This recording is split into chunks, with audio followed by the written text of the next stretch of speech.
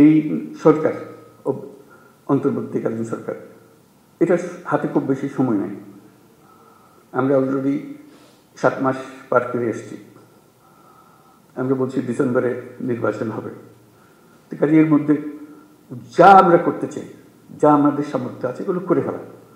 কাজে কী কী সংস্কার আমরা সংস্কার জগৎ দিচ্ছি, তোমরাও সংস্কারের কথা বলছো, যে আমাদের যত সংস্কার করার দরকার আছে আমি করে ফেলি।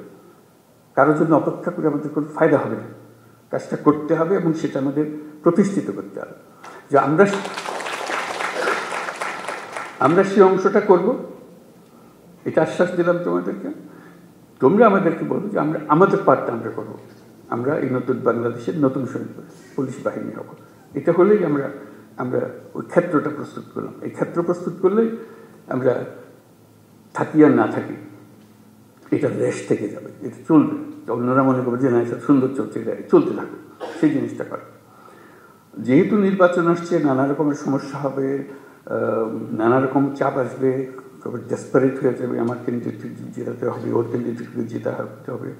তুমি এখন আইন মানতে চাইলে তোমার উপরে খেপাখেপি করবে যে না কিসের আইন বেরোচ্ছে, তুমি আমার আইন দেখাও, এসব হবে। আমাদের সেখানে শক্ত থাকতে হবে, আইনের ভেতরে থাকতে হবে, যাতে করে যে সরকার নির্বাচিত হয়ে আসবে সে সরকারের আইনের সরকার যেন হয়। আইনের মারফতে যে এসছে, যে আইন ভেঙে এসছে, সে সরকার কোনোদিন আইন রাখতে পারবে না, কারণ সে ভাঙারই অভ্যাসটা।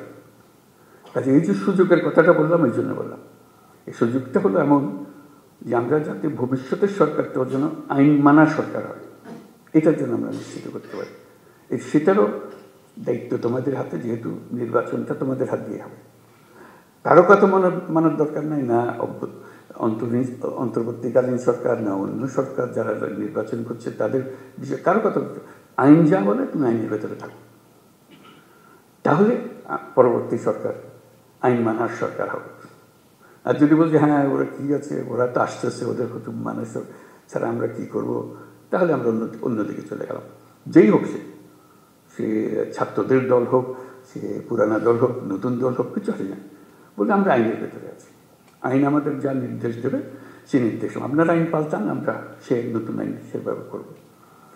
ওই জিনিসটা যেন শক্ত থাকে, যে আইনের ভেতরে থাকবো, যাতে ভবিষ্যৎ আমাদের আবার এই পুরনো জগতে ফিরে যেতে না। আমাদের শুধু ভয় হলো আবার অন্ধকারে যেন হারিয়ে না যায়।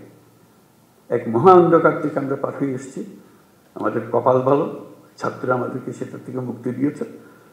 আমরা যেন আবার এই গর্তের মধ্যে ঢুকে না পারি, তাহলে আমাদের আর রক্ষা নেই, আমাদেরকে কেউ আর উদ্ধার করতে পারবে না। উৎসবে খুশি হবে নগদে বেশি, কারণ ঘন্টায় ঘন্টায় আছে গিফট জেতার সুযোগ।